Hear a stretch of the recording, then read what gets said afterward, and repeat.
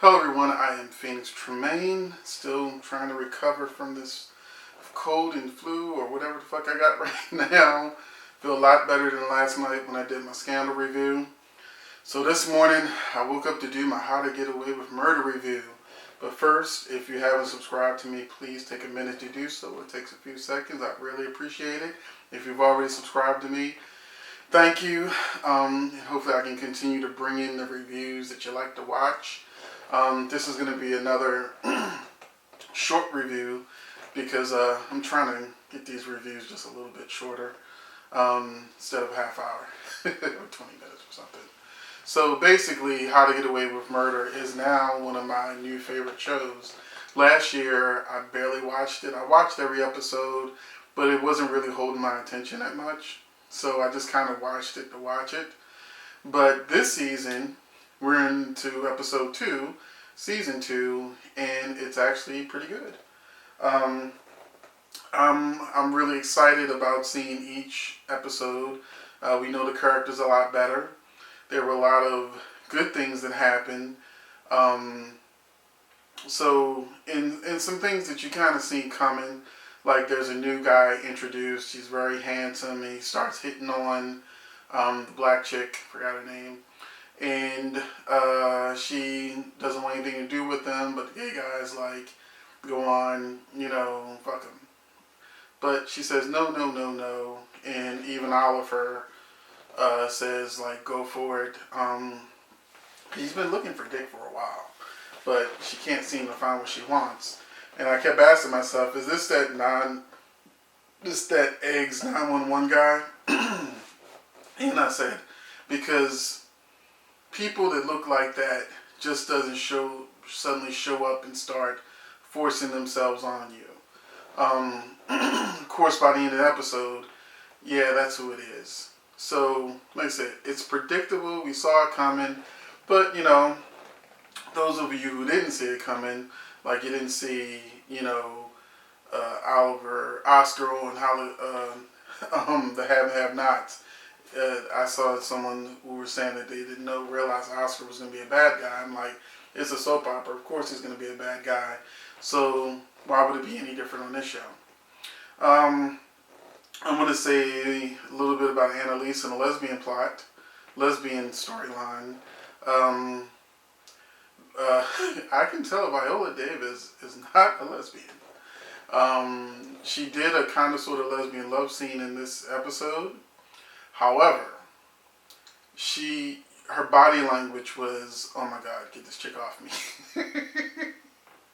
You could see every muscle in her body was tense. Maybe it was because she wasn't sure what other people watching, how they would react to it. But, when she does the love scenes, with the black guy, then she's very passionate and into it. When she's flirting with Wes, she's very passionate when she's into it. When she's with Famke Janssen's character, Eve, or Eaton, whichever one her name is, I can't remember now, but she's gone, so it doesn't matter. She went back to New York. So, she's very tense. You can see her whole body language is like, she's shut down, she's an actress, she's doing what the script says, but her heart wasn't in it. Famke Janssen brought this out even more because Famke was like, fuck it, let's do this shit. And she's smiling and, she's like into it and her body is so relaxed. And it's an interesting contrast seeing, her milky white, pale skin, contrast with Viola, dark chocolate, creamy skin. It always kind of blended together like that. And I'm going to say a little bit something about me. You probably, I don't know if you want to hear this shit or not, but I'm going to tell you anyway. Like, when I'm people don't realize sometimes that I'm light skinned because sometimes I don't know what the video looks like or whatever, what I look like in pictures, but I'm actually pretty light. So when I'm with a darker skinned person, it is sexy, exciting, hot. When my dick is going inside, it's almost look like my dick's like melting inside of the body. And that's always been a turn on for me. Not that you want to know that. But that's what that kind of reminded me of with Famke and Viola. That that it reminded me of what it's like when I'm with somebody who's, dark skinned, dark African American, African, whatever I'm decided to be with that day. It's just an interesting contrast, even just seeing, you know, my light skin up against, a complete contrast of me. But back to How to Get Away with the Murder. Um, so with How to Get Away with Murder, we had another hot scene. I think his name's Wes, not Wes. The guy with the beard.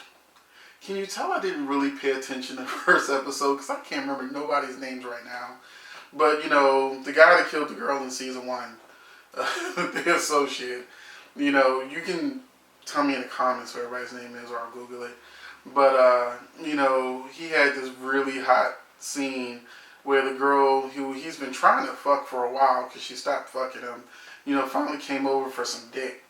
And so, he had her against the wall, talking about putting his hands in her panties and describing what he's going to do to her like a romance novel. And then in my whole mind, I'm like, fuck that bitch. Throw her ass out. Because if I was writing it, that's what I would have done. I would have been a fucking tease, like, yeah, you want this dick, bitch. And then be like, fuck out of here. I've done it before, believe it or not. So that's why I was like, if that was me and somebody was teasing me too much or, putting me off like that, deuces, bitch. But let me remind you why you want this dick. So he did what I've done occasionally in the past, believe it or not. And he threw her out. So I was like, yeah! And then when she comes crawling, begging for it later, then you can give her the dick, because then she's grateful for it.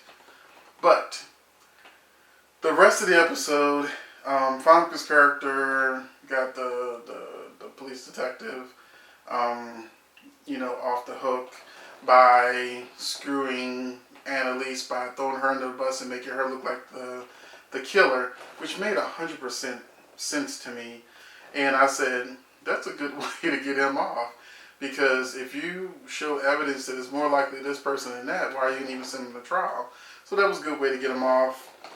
Another thing they've been dealing with is the Oliver's HIV, which I think they've really done a good job writing, from talking about him taking PrEP so that he's less likely to get it, and all the different things. Oliver reveals that he got it because, he got cheated on, by the other gay guy on the show. And so he ran to a bar, got drunk, and slept with a stranger, and then boom, he got it. And so it's kind of your fault. If you didn't cheat on me, I wouldn't have the bug. So he he made him feel really bad, but he tried to keep it, to himself. But he was taking responsibility that it was his decision, and that it was very well written, and the characters still have a whole lot of pull together. You can see that they're really nurturing this relationship, and I think this will either tear them apart or bring them closer together. And although my first thought was, oh shit, he's gonna go out to a bar and do the same thing so they'd be equal, which is a weird thought to have, but that's the vibe the actor was giving me. And I think that's everything that happened. The prosecutor, if you didn't like her, spoiler alert, she's dead. In a flash forward, they showed Annalise. We saw in last episode she was shot. They initially made it look like Wes did it, but I also saw the Canadian version too that was online. And the Canadian version shows a completely different promo. So you always go to YouTube and look for the Canadian promo. They always show you slightly different scenes where they showed that everybody was there in the other promo. So, in America, they definitely made it look like Wes. In Canada, they let you know that there was other people there too. And they, ironically, I don't understand the students. They panic and they leave Annalise there shot. and the only person, who wants to help her is the gay guy, and they're like, no, we gotta go. And as they're running, you see that the prosecutor is dead. She, shoes off, everything. She just laid out bloody and dead. So that was How to Get Away with Murder. The plot continues to unravel. The bodies are mounting up. And I actually want to see how Annalise survives with no one there to rescue her as she's bleeding out quickly. And seeing that I used to be a paramedic, if this was real life, she'd been dead by now because she's losing way too much blood to still be just like laid out there the way she is. So let's see what happens. We know she's not gonna die because she just won an Emmy and it's her show. So, but last thing I'll say is Viola Davis continues to do a stellar performance.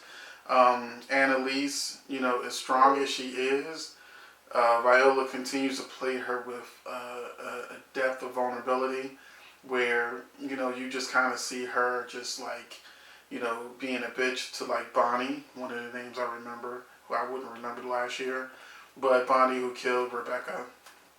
They revealed this year. Obviously, she saved Bonnie for something. I don't know if I missed it, but I guess, she's one of the murderers that she got off the hook or something. So we'll eventually see what the hell the secret is with Bonnie and what did Annalise save her from. And, that was another vulnerable scene where, she was like, everywhere I go, there's nothing but destruction in my wake. She didn't say those words, but that's how I'm paraphrasing it. And that's it. Viola Davis, you're about to get yourself another Emmy, but I want Taraji to get it next year. So Viola this year, Taraji next year. Because Taraji over on Empire is knocking it out the park as well. So that's my review. I hope you enjoyed it. You learned some things about me you probably didn't think you were going to learn. And you have a good one. Thanks for watching.